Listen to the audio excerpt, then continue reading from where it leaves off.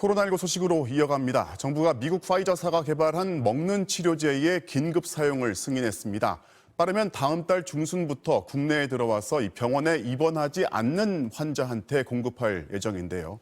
정부는 이 약을 포함해서 현재 나와 있는 먹는 치료제 100만 명분 도입을 추진하고 있습니다. 먼저 서혜연 기자입니다. 파이저사의 먹는 코로나19 치료제 팍스로비드의 긴급 사용 승인이 오늘 결정됐습니다. 긴급 사용 승인은 국내에서 허가가 완료되지 않은 의약품을 사용할 수 있게 승인하는 제도입니다. 환자 스스로 복용 가능한 먹는 치료제 도입의 필요성을 고려하였고 안전성, 효과성 검토 결과와 전문가 검토 결과를 종합하여 화이자의 먹는 치료제는 재택치료자나 생활치료센터 입소자 중 경증과 중등증의 성인, 그리고 만 12세 이상, 체중 40kg 이상인 소아 환자에게 처방됩니다. 특히 고연령 환자 중 중증으로 진행될 위험이 큰 당뇨, 암 환자, 만성 폐질환, 고혈압 환자 등 기저질환자들에게 투약됩니다. 임신부는 약을 먹었을 때의 이익이 위험성보다 더 크다고 판단될 때 투약할 수 있고 약물 투약 후에는 수유를 중단해야 합니다. 긴급 사용이 승인된 팍스로비드는 빠르면 다음 달 중순에 국내에 도입됩니다. 정부가 추진하고 있는 먹는 치료제의 도입 물량은 100만 4천 명분입니다. 이미 선구매 계약 체결이 완료된 물량은 60만 4천 명분으로 화이자의 팍스로비드 36만 2천 명분, 머크의 몰누피라비르가 24만 2천 명분입니다. 나머지 40만 명분에 대해서는 다음 달 초에 계약을 체결할 예정입니다. 기존 계약 물량과는 별도로 추가 구매 계약에 대한 협의를 진행하고 있고 초도 물량 확대와 도입 일정 단축을 위해서 제약사와 긴밀하게 협의하고 있음도 말씀드립니다.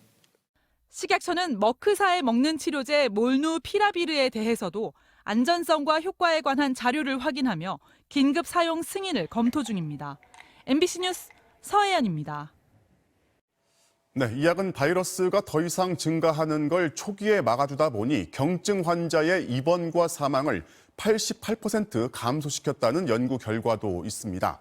또 아직 정확한 데이터가 나오진 않았지만 오미크론에도 효과를 낼 거라는 게 전문가들의 예상입니다. 이어서 김아영 기자입니다. 화이자사의 먹는 치료제 팍스로비드는 단백질 생성을 막는 방식으로 코로나 바이러스를 무력화시킵니다. 코로나 바이러스는 몸 안에 침투한 뒤 RNA를 배출하고 RNA는 여러 개의 단백질을 합성해 바이러스성 단백질을 만들어냅니다. 이 단백질이 분해돼야 바이러스가 증식하는데 이때 팍스로비드가 분해 요소인 프로테아제를 억제해 분해 과정을 차단하는 겁니다.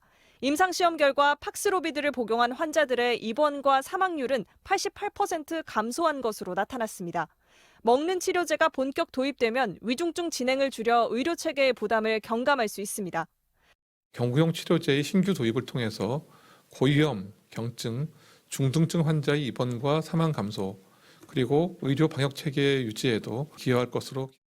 또 팍스로비드는 델타 변이뿐 아니라 오미크론 변이에도 효과가 있을 것으로 전문가들은 보고 있습니다. 단백질의 증식을 억제하도록 하는 방식으로 작용을 하기 때문에 이 변이에 따라서 영향을 받을 가능성이 높지 않다. 그래서 오미크론에 대한 변이에 대해서도 효과가 있을 것으로. 복용법은 증상이 나타난 지 5일 안에 알약 3개를 하루에 2번, 총 닷새 동안 30개를 먹어야 합니다. 의사의 처방을 받으면 약국에서 보건소를 거쳐 재택치료자의 집으로 약이 배송됩니다. 이로써 코로나 치료제는 기존의 주사형 치료제와 함께 먹는 치료제도 쓰이게 됐습니다. 병원에 가서 1시간씩 주사를 맞아야 하는 항체 치료제와는 달리 먹는 치료제는 병원에 가기 어려운 재택치료 환자들에게 주로 투약될 가능성이 높습니다. 또 환자 개개인의 기저질환과 기존에 복용 중인 다른 약물을 고려해 먹는 치료제와 항체 치료제 중 하나가 선택적으로 사용될 수 있습니다. MBC 뉴스 김아영입니다. 새로운 확진자는 지난주와 비교했을 때 확연히 줄었습니다. 강도 높은 거리 두기를 다시 시작한 효과이지만 1, 2주 더 지켜봐야 위중증 환자, 사망자 수도 감소하는지 알 수 있습니다. 이 때문에 이번 주 일요일에 끝나는 거리 두기는 연장될 것으로 보입니다. 이어서 이준범 기자입니다. 코로나19 방역 지표가 좋아지고 있습니다. 8주째 증가하던 주간 일평균 확진자는 지난주 6,101명으로 직전주보다 11.1%가 줄어들었습니다. 감염 재생산 지수도 0.98로 유행 감소를 의미하는 1 미만으로 떨어졌습니다. 위중증 환자의 대부분을 차지하는 60세 이상 확진자 비율은 3차 접종률이 70%에 육박하면서 5%포인트 떨어진 25.5%로 나타났습니다. 다행히도 날로 치솟던 하루 확진자 수는 주춤하는 모습을 보이고 있고 병상 대기자도 1천여 명에서 200여 명대로 줄었습니다. 정부는 비수도권의 위험도를 매우 높음에서 한 단계 아래인 높음으로 낮췄습니다. 그러나 수도권을 포함해 전국 평균 위험도는 매우 높음을 그대로 유지했습니다. 거리 두기 이전 누적되어 온 위중증 환자와 사망자 규모가 아직 확산세를 보이고 있기 때문입니다. 지난주 주간 사망자 수는 532명으로 역대 최다치를 기록했고 신규 위중증 환자도 649명으로 직전주보다 늘어났습니다. 발생이 감소되는 그런 상황이지만 위중증 환자 그리고 치명률 감소로 이어지기까지는 아직 1, 2주 정도의 시간이 필요할 것으로 예상하고 있습니다. 이 때문에 이번 주 일요일까지 적용되는 강화된 거리두기 조치는 일단 연장하는 쪽에 무게가 실리는 분위기입니다. 일상회복지원위원회 방역분과의 한 위원은 중환자 규모가 2주 후까지 증가할 가능성이 있기 때문에 안심할 상황이 아니라고 밝혔고 또 다른 위원도 2주간 방역을 강화한다고 효과를 보긴 어렵다며 조금 더 지속해야 한다는 의견을 내놨습니다. 게다가 오미크론 변이가 국내에서 확산되고 있는 만큼 방역을 풀었다가 걷잡을 수 없이 번질 수 있다는 우려도 존재합니다. 정부는 오는 금요일 거리두기 연장 여부를 발표할 계획입니다. MBC 뉴스 이준범입니다. 오미크론의 전파력이 델타보다 강하다는 게 국내 연구로도 확인됐습니다. 해외 일부 학자들은 기존 백신이 오미크론 감염을 막지 못한다고 주장하지만 최소한 위중증으로 가는 걸 막으려면 추가 접종이 반드시 필요하다는 게 지배적인 의견입니다. 보도에 이덕영 기자입니다.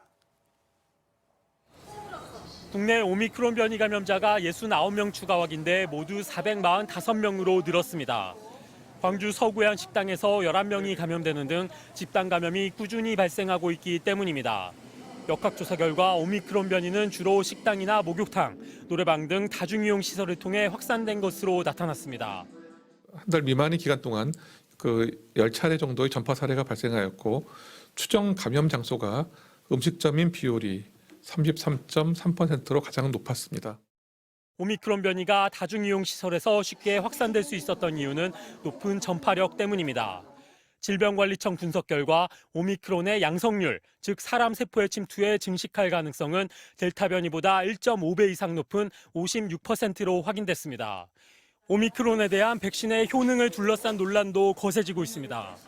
국제학술지 네이처 최신호는 2차 접종을 마쳐도 오미크론 변이 감염을 억제하는 중화 항체 효능이 낮았다며 3차 접종도 오미크론을 못 막을 거란 미국 컬럼비아대의 연구 논문과 3차 접종의 중화 항체 효능이 떨어져도 여전히 코로나 무력화 능력을 갖고 있다는 프랑스 파스테르 연구소의 논문을 나란히 실었습니다. 전문가들은 오미크론 감염을 막는 백신의 효과에 대한 논란과는 별개로 백신이 중증화율을 급격히 낮춘다는 점이 중요하다고 강조합니다. 최근 영국에서 3차 접종의 오미크론 중증화 예방 효과가 80%를 넘는다는 연구가 나왔습니다. 3차 접종 이후에 오미크론에 대해서는 한 70에서 80%. 중증 예방 효과 이 정도면 당연히 3차 접종을 맞아야 된다. 방역당국은 오미크론 변이 감염자의 바이러스 배출 기간을 분석한 결과 기존 델타 변이와 비슷한 수준이라며 오미크론 접촉자의 격리 기간을 현행 14일에서 10일로 단축하는 방안을 검토 중입니다. MBC 뉴스 이덕영입니다.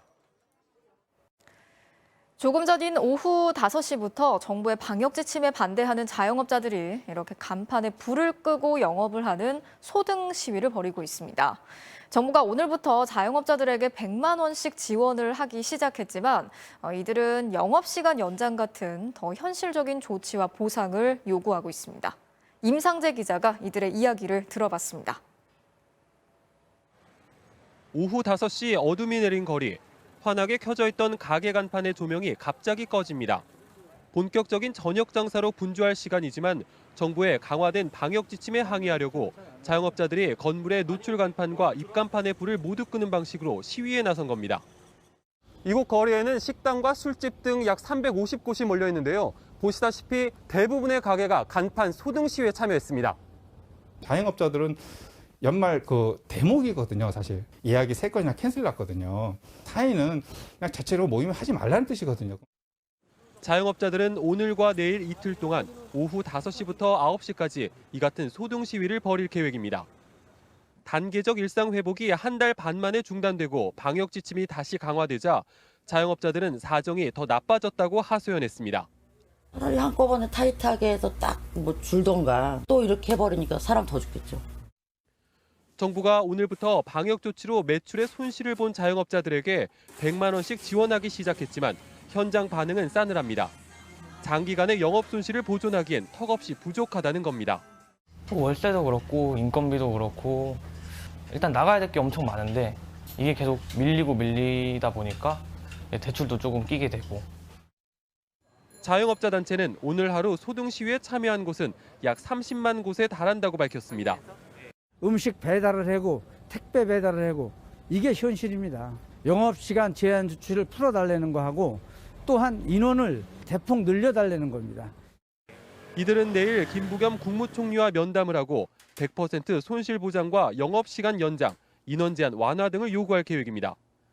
정부가 요구를 받아들이지 않을 경우엔 내년 1월 4일 회의를 열고 집단 휴업에 돌입할지를 결정하겠다고 밝혔습니다. MBC 뉴스 임상재입니다.